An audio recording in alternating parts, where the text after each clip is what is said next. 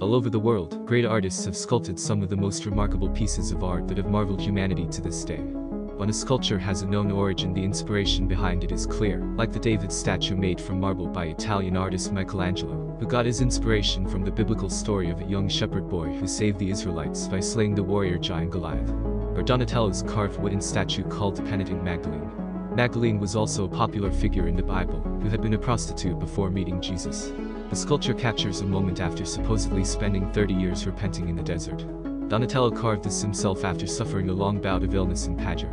Learning about how this type of statues were made makes it 100 times less creepy. In this video, however, we'll look at sculptures with unknown origins and try to understand the mystery behind their creation. What was the inspiration that really brought these sculptures to life? Nigeria is a country located in West Africa. It has a creative custom which dates back thousands of years. Most of its well-known sculptures are metal works from the Benin Kingdom, which has found itself in the scripts of various Hollywood movies. It was taken by British soldiers in Benin, but it's from Wakanda.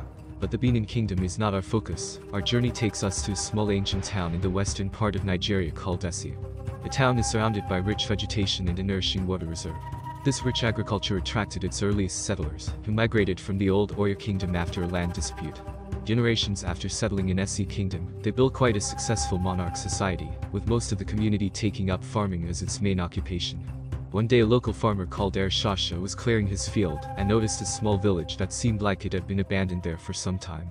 On closer inspection, he realized that it wasn't quite abandoned, but the occupants weren't quite human, well, at least not anymore.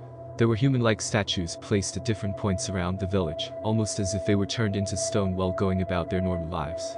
His description was similar to what Dr. Gumage tried to depict in Saradil village in Sri Lanka.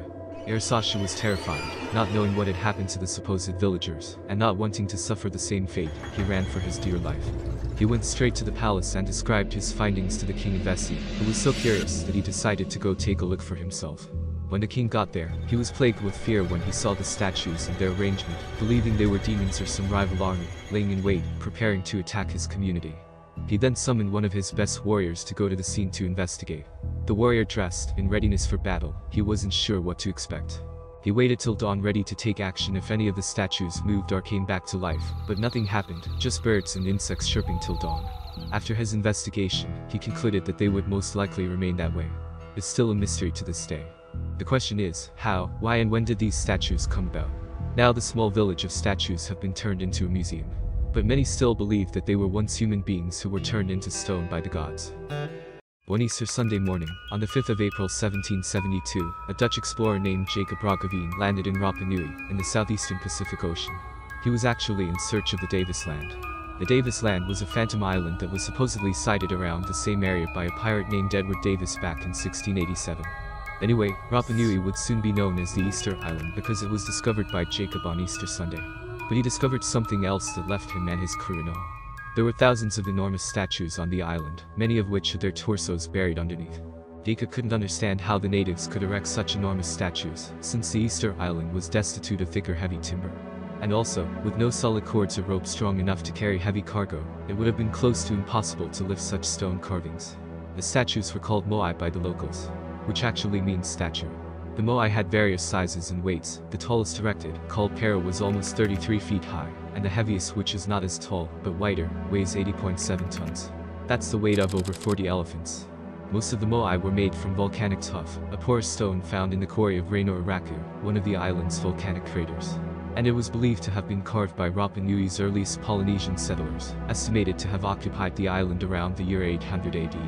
Till date, the production and transportation of these statues are still considered a creative and physical feat for an ancient tribe who didn't have much to work with. In the 1930s, workers from the United Fruit Company who were clearing land for their banana plantation in the Diquis Valley of Costa Rica found over 300 sculptures like nothing they've seen before. Unlike other sculptures which are carved to look like humans, animals are a combination of both. These sculptures were perfectly round spheres, some weighing over 16 tons. That's the weight of over 5 hippos. No one knows exactly how they were made, but according to archaeologists, the balls were most likely formed by reducing round boulders to a spherical shape through a combination of controlled fracture, packing, and grinding. But now the question is, who went through all this time shaping boulders? And why go through all that trouble? It is believed that they were the product of an extinct civilization that existed in the area between 700 and 1530 AD, who placed them in lines along the approach to the houses of chiefs and the high-class members of their society. But their exact significance remains uncertain. Some of the spheres are made from limestone and sandstone, while most are sculpted from gabbro, a coarse-grained equivalent of basalt, which is located several kilometers away from where they were discovered. Which leaves us asking, how were they moved several kilometers when they weigh so much? Mind you, the largest sphere is 8.7 feet in height. Who were the earlier settlers of the Diquis Valley? And how did they manage to carefully sculpt spheres out of boulders with such precision as early as 700 AD? It is believed that the culture of these people disappeared after the Spanish conquest, so we may never unravel the mysteries behind these spheres. But if we do, be the first to watch it on our channel by subscribing and clicking the notification bell. 2 miles west of Amesbury on the Salisbury Plains in Wiltshire, England, lay one of the world's most famous and mysterious monuments called the Stonehenge. Many different theories have been put forward about who built it, when, and why. Although most archaeologists believe that the Stonehenge was constructed around 3000 BC to 2000 BC, one of the major mysteries was how it was built. Some of the largest stones came from 20 miles away. With no modern machinery and even before the wheels were invented, this would have been a huge undertaking through the undulating countryside. It is estimated that 1,000 people would have been required to move each of the larger stones, which weighed as much as 13 fully loaded caravans, from 20 to 200 miles. This would have taken nothing less than 10 years to complete for just one stone. The stones were dressed using sophisticated techniques and erected using precisely interlocking joints, unseen at any other prehistoric monument, which indicates that an elite group of people would have organized the task. Another mystery was how these rocks were arranged. With a complete absence of written material, we can only speculate about its creation and significance. They seem to be carefully placed together in a circular pattern, almost playfully, similar to what you'll find when a kid is arranging his playing blocks.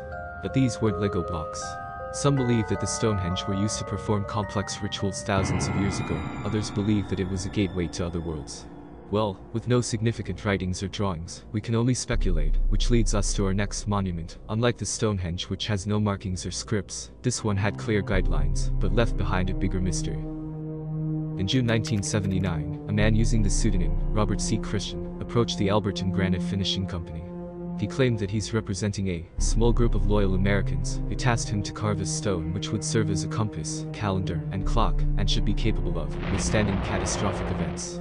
Robert claimed that he wanted to build a granite monument that would rival the Stonehenge, but he pointed out that even though the Stonehenge was impressive, it had no real message to communicate.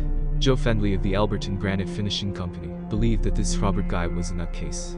So he attempted to discourage him by providing a price quote which was several times higher than any project which the company has ever undertaken, explaining that the guide stone would require additional tools and consultants. To Fendley's surprise, he agreed, but that was not all he paid for. Robert purchased a 5-acre land from a farmer in Alberton, Georgia state. Even though he bought the land from the farmer, he still gave him a lifetime right to graze on the property. He explained to Fendley that he and his anonymous group of small loyal Americans have been planning to build this guide stone for 20 years, and they would prefer to stay anonymous. He then gave the granite company a scale model of the guide stone, with 10 pages of specifications. The message, consisting of a set of 10 guidelines, was engraved on the Georgia guide stones in 8 different languages, one language on each face of the 4 large upright stones. Moving clockwise around the structure from due north, these languages were English, Spanish, Swahili, Hindi, Hebrew, Arabic, traditional Chinese, and Russian. During its unveiling in March 22, 1980, the small group of loyal Americans, as they called themselves, wrote a message for the 300 audience that were present. It reads, "In order to avoid debate, we, the sponsors of the Georgia Guide Stones, have a simple message for human beings, now and for the future. We believe our precepts are sound, and they must stand on their own merits." The monuments remained highly controversial until its destruction in July 6, 2022 by unknown vandals as seen on CCTV. But the real question is, who were these small group of loyal Americans? And why did they feel the need to send a simple message to human beings? Were they not also human beings? Standing 1,573 meters above the ground near the borders of Mali is Mount Laura in northern Guinea. The mountain is a beauty to behold as it stands high overlooking the Atlantic, but that's not the only thing overlooking the ocean. Professor Angelo Pittoni discovered an unusual ancient sculpture carved just before the tip of the mountain, at least 1,500 meters above the ground. She's called the Lady of Mali. The figure was considered by many scholars to be a result of erosion over many years, but Pittoni hypothesized that it was sculpted over 25,000 years ago. In the area there are also caves with mummies, guarded by the locals, claiming they are their Atlantean ancestors. Could they have been carved by ancient Atlantean technology? Or was it a woman turned into stone after killing her husband like the locals believe? So many secrets surround this sculpture, and it is heavily guarded as a sacred site, so this might be the reason why we can't seem to get a closer inspection of this carving. Was this actually carved, or did it form as a result of natural degradation? One thing is for sure, for this to be sculpted tens of thousands of years ago, it would have required a lot of effort from a lot of people. And the reasons remain unclear on why they would spend so much time and energy putting this enormous piece of sculpture together. All these sculptures in our list still remain a mystery to this day. Though the reasons behind them remain unclear, the effort and artistic precision are things that would marvel us for years to come. Thanks for watching. Please don't forget to like our video and subscribe. It really helps us to grow and inspires our research. And feel free to drop any suggestions on how we can improve as a channel in the comments section below.